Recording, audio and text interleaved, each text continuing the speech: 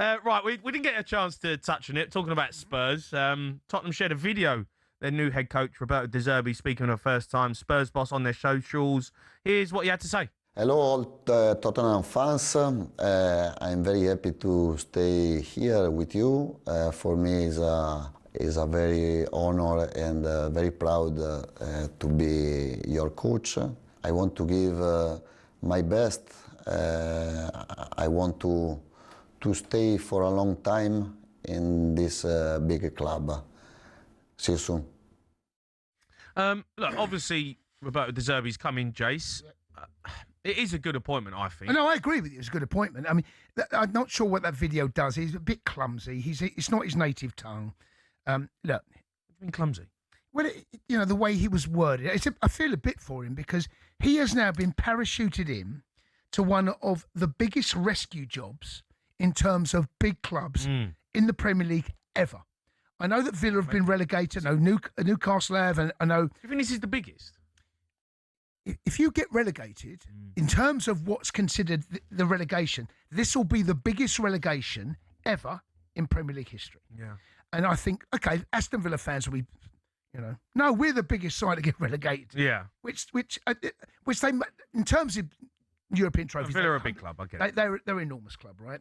Newcastle and Leeds. Leeds were when I grew up. Newcastle, they're not a big club. They think they are, but they're not a big club. But in terms of what we're talking about in current Premier League standards since 1992, this will be the biggest shock relegation, I think, ever.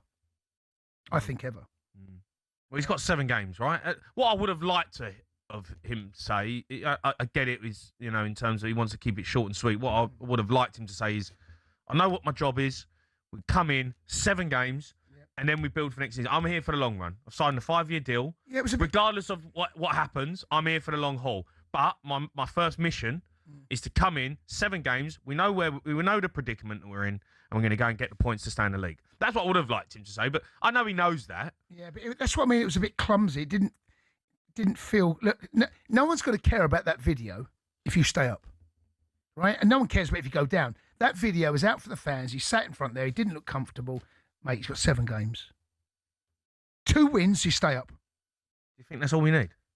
2 wins and a draw should be enough, I think. So 7 points. Yeah, I think so. I think so. Agree. I tend to agree. I think so. I can't see 2 wins and a draw keeps you up, right? So he has to pick up.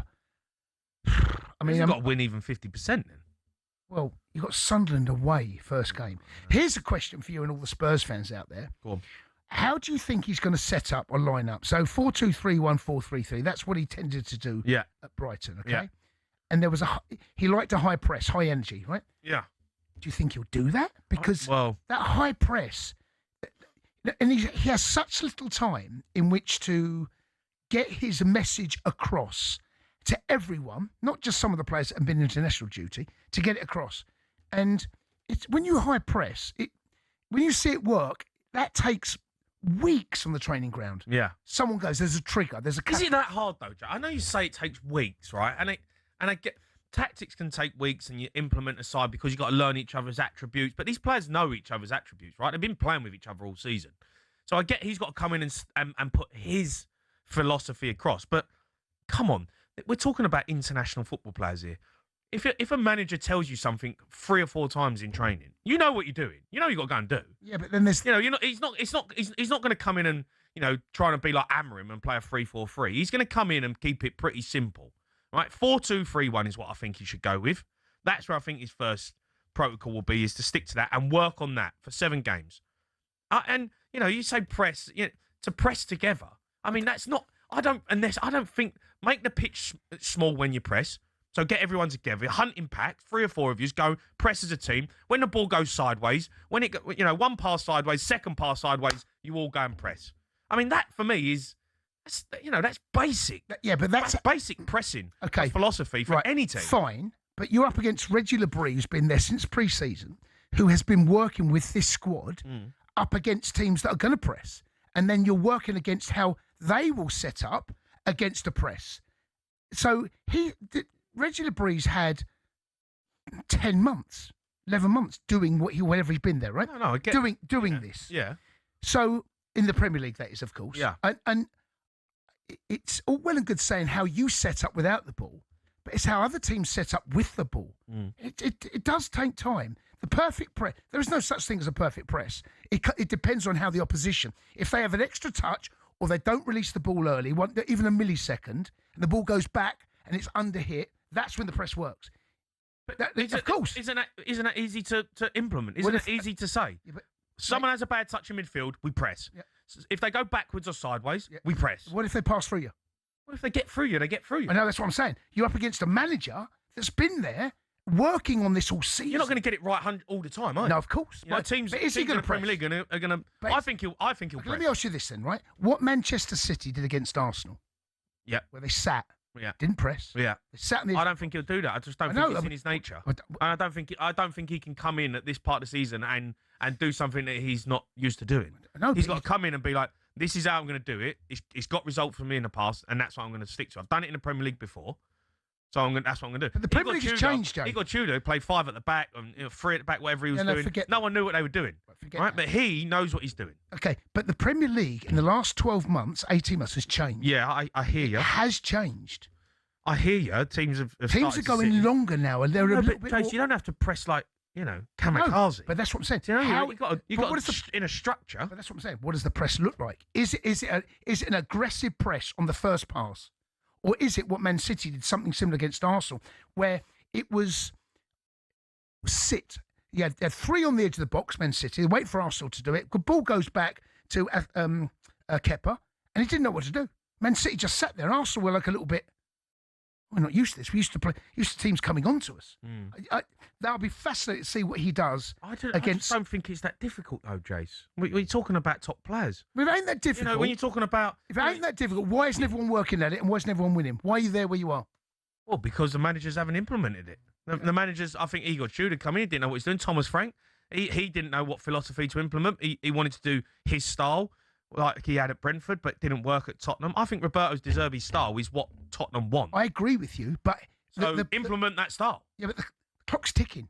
I know the clock is ticking. I know the clock's ticking, and he hasn't got long. Have the time... How hard is it, though, Jace, to tell... Right, lads, but Jay, right, Solanke, Van der Ven and Romero at the back. There's a gap between us of, 30, 40 metres. The whole team, right? That's the... If they have good possession, we sit in a shape. 30, 40 metres between the whole team, between Solanke, Van der Ven and Romero. If Solanke goes and he presses, we all push up. You push up together, you drop off together, you push up together. If it goes wide, you squeeze the pitch one side and you win it back. Jay, 3 or 4 numbers. Jay, I just don't know why football's become so scientifically difficult. Okay. All we've spoken about so far is with you without the ball. Yeah, okay. I know, but what about then with the ball? So there's 2 parts of the game. Football's about... You can't implement everything, though. Well, that's the point I'm making. Yeah, but the first thing he's got to do, Jay, so we're going to talk about 3 things that Roberto De Zerbi needs to do straight away. It ain't going to be about with the ball, right? With the ball, you can work on certain things, but it's going to be organise the team. You say that. Play 4-2-3. You say that. What about if teams press you?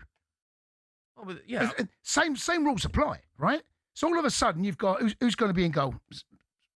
Slipsky? Slipsky's in goal. Slipsky's in goal. No, Kinksky. Right? So same rules apply. So all of a sudden you go up to Sunderland, Stadium of Light, the crowd are at it. There's all of a sudden Sunderland can't go down. This big dog rock up. The crowd's all over you, and then you've got players pressing like they do. Yeah. No, I get that. I understand that. That's another side of the having the ball that will take time. Having the ball will take time. Well, that's but organising the team. The first thing that De Zerbi's got to do. 7 games, mate. 7 games. He's got to come in 4-2-3-1. Organise the formation. This is the formation we're playing. This is where I want you to stand. This is how I want you to press. Get that organised first and foremost. Forget the other stuff in terms of how we're going to play out from the back and how we're going. That will come. But straight from now, we're going to be hard to beat and we're going to press together. Play Xavi Simons as a number 10. Get the best out of him, and then you've got 3 things straight away that Igor Tudor didn't do. I agree with going into these next 7 cup finals or whatever you want to call them. I agree with you going into it. It has to be the same for every game. You cannot start chopping and changing depending on the opposition. No. Here's what we're going to do. I've got 7 games to save Spurs' future in the Premier League next season. Yeah. go in there. Here's what we're going to do, and everyone has to be on board. He has to get everyone on board. Yeah. Well, I think he needs to sit down with the leadership group, wherever that is. I'm not in but I'm guessing that Maddison's probably one of them, but he's not. He's out. You got to sit down with Romero. You have to sit down with Romero and Van der Ven. Do us a favour, stay on the pitch. Yeah, that would help. Well, straight away, I'll be getting straight into them two and say, "Where's your head at? Do you want to be here? Are you up for the fight?" Because they're the two best players if they're up for the fight. But at the moment, they've shown that they're not. You can't ask them if they're up for the fight. That can't be the question. Here's what we're going to do. You have to be with me. I run. That's what I was asking you if you're up for the fight. No, what if he says no? You don't play him. You don't play him. Imagine that conversation. Yeah, but if you got someone that says, "Oh, I want out at the end of the season," you know what? To be honest, Gaffer, I'm looking to go at Atletico Madrid in the summer. You go, all right, well, the one thing I will say about the long contract is that whatever happens, whether you stay up or go down, everyone knows De Zerbi's going to be there next season. Yeah. So it's not like Igor Tudor where they go, yeah.